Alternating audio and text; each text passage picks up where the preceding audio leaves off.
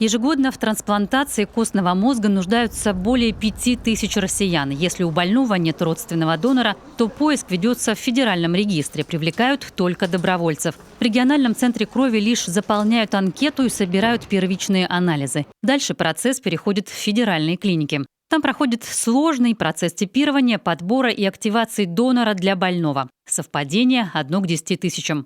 А потому в новых кадрах нуждаются всегда. Но есть свои ограничения. Возраст от 18 до 45 лет, потому что эта база сохраняется какое-то время, и не завтра же, например, наступит совпадение, и вас вызовут, чтобы помочь человеку. Это может случиться и через 6 лет, и через 10 лет, и даже через 20 лет.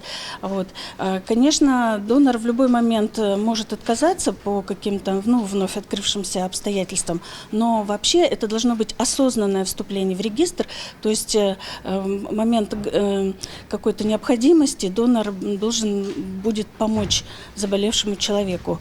И поскольку это острое заболевание, чтобы быстрее найти доноров, надо чтобы эта база данных уже существовала, чтобы как можно быстрее можно было помочь. Своя региональная база тромбоцитов тоже направлена как раз на скорую помощь пациентам. Для заготовки этого компонента крови своих ресурсов хватает. Есть свой банк доноров, да и технологии не стоят на месте. Каждый год у нас появляются какие-то новые технологии. То есть раньше для нас, мы и раньше заготавливались дозы крови, но это был процесс более простой, и по качеству тромбоциты были гораздо хуже. Сейчас они более полноценные, у них лучший лечебный эффект, у них больше концентрация, и приживаемость в сосудистом русле у пациентов намного выше. Соответственно, и лечебный эффект достигается гораздо быстрее.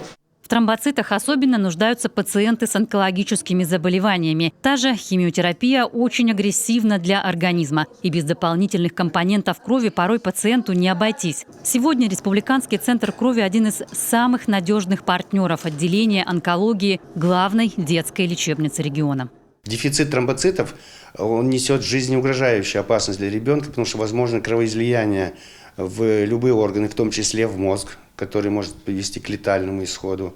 Возможно наружное кровотечение, например, носовое кровотечение, которое невозможно ни с чем купировать или остановить без применения тромбоцитов. Поэтому именно тромбоцитарная связь нам нужна просто, такой термин, архиважна для детей.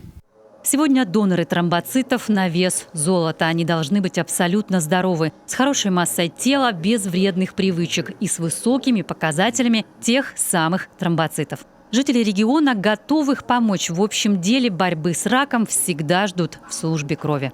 Ольга Коняева, Екатерина Родина, Виктория Палкина, Иван Богомолов, телеканал Юрган.